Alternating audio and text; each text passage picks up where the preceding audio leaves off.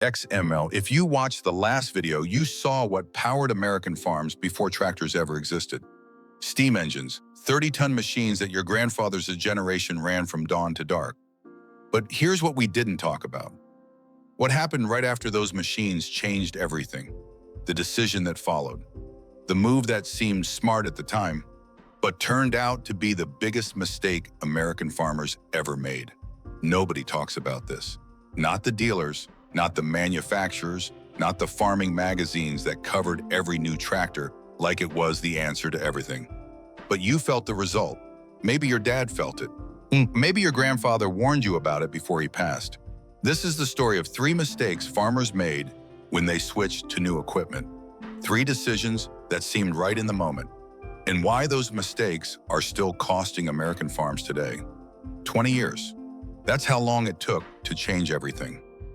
In 1910, most American farms ran on horses or steam power. By 1930, almost every farm in the country had a gasoline tractor. 20 years, 1 generation. The fastest technology shift in the history of American agriculture.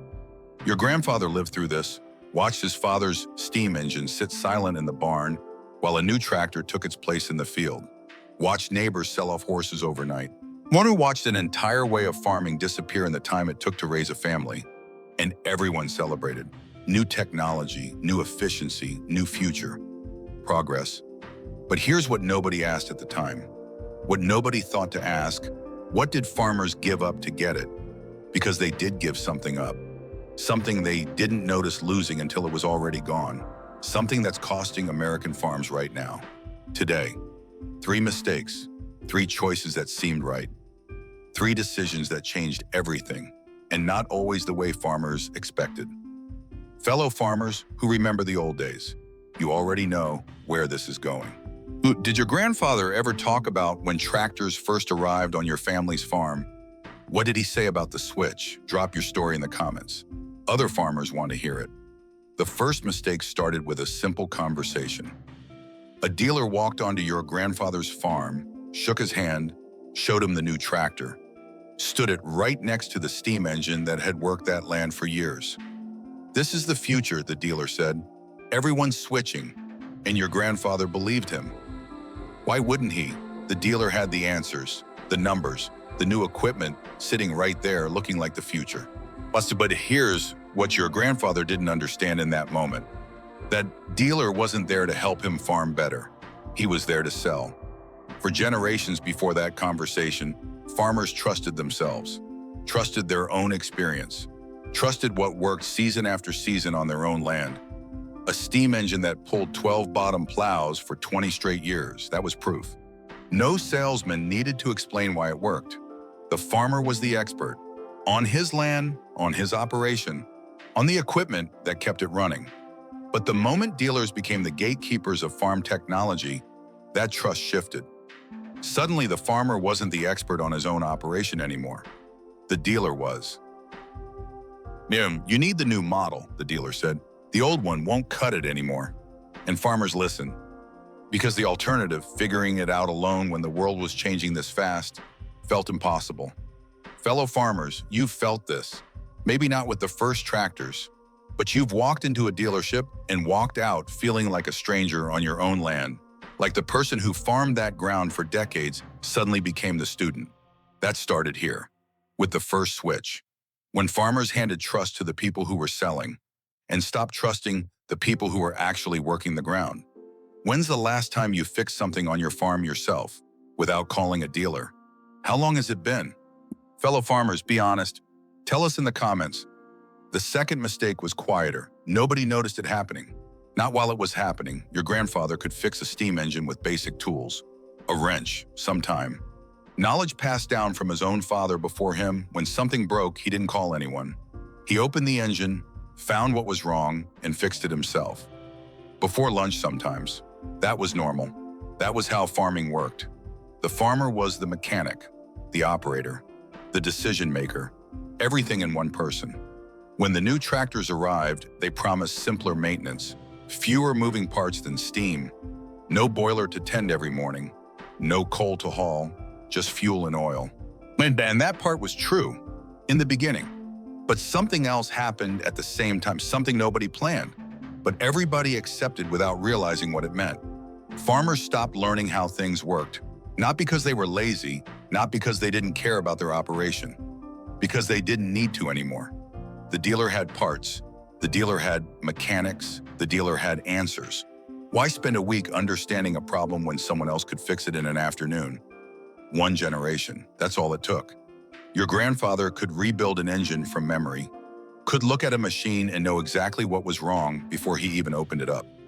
Your dad could probably diagnose most problems himself. Slower maybe, but he could do it. But by the time your generation came along, and this isn't a criticism, it's just the truth, the knowledge gap was already there, already wide. Steam engines demanded understanding. You couldn't run one without knowing exactly how it worked. The machine wouldn't let you walk away from that knowledge. It required you. New equipment lets you walk away from it, and once a skill stops being passed from father to son, it doesn't come back in a generation. It doesn't come back in two, maybe not ever. That's the real mistake. Not choosing new equipment, choosing to stop understanding the equipment you chose. Your grandfather didn't make that choice willingly. It was made for him, by speed, by convenience, by a world that said, don't worry about how it works, just worry about how fast it goes. What equipment knowledge did your dad pass down to you? What can you still fix yourself on your own operation? This knowledge matters more than people think. Share it below. Fellow farmers want to hear what you know. The third mistake is the hardest one to sit with, because it wasn't really a mistake at all. It was just too fast. Nobody chose to rush this. The technology arrived fast, the dealers pushed fast, the neighbors switched fast. The whole country moved forward at a speed nobody had ever seen in the history of farming. 20 years, steam to gasoline, horses to horsepower, an entire industry rewritten in the time it takes to raise a family. And in those 20 years, farmers didn't have time to ask the one question that actually mattered. Is this actually better, or is it just different? Because when everyone around you is moving, stopping to think feels like falling behind. Your neighbor bought a tractor. His neighbor bought one too. The county extension agent is showing the new equipment at every meeting. The parts store is stocking for the new machines and nothing else.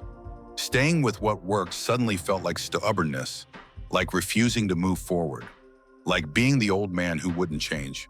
But what if moving forward meant skipping the question that changes everything? Does this actually serve the way I farm? Or does it serve the way someone else decided I should farm? Steam engines were built for farmers. Long life, simple repair, designed around the way farms actually worked, built to outlast the man who bought them. The new equipment was built for something else entirely. Speed, efficiency numbers, production growth, for the next season, not the next generation. Those aren't the same thing. The farmers who switched fastest gained ground early, made money those first few years, looked smart to everyone watching. But the farmers who asked questions first, who moved slower, who insisted on understanding before they committed, they're the ones whose operations actually lasted. Decades later, their farms still stood. The fast movers, many didn't make it past the next downturn. The mistake wasn't switching. It was switching without asking why, without measuring what was lost alongside what was gained, without keeping one foot in what worked while testing what was new. Fellow farmers, the operations that survived the longest weren't run by the people with the newest equipment. They were run by farmers who knew when not to upgrade. 3 mistakes, 3 decisions that felt right at the time. Trusting the dealer over your own experience. Or letting go of the knowledge your grandfather built. Moving faster than the truth could follow.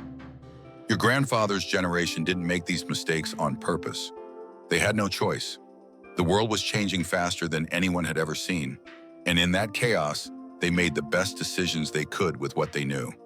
But here's what they couldn't know then.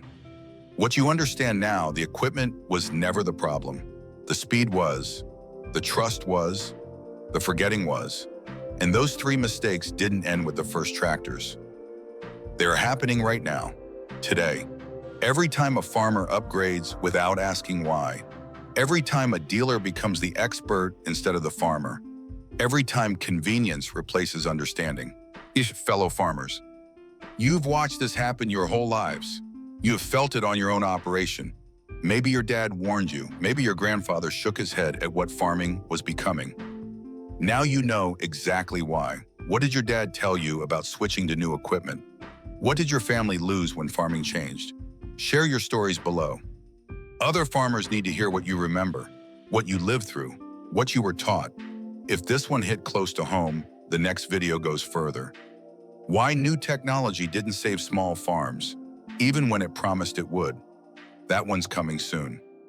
Fellow farmers, stay close.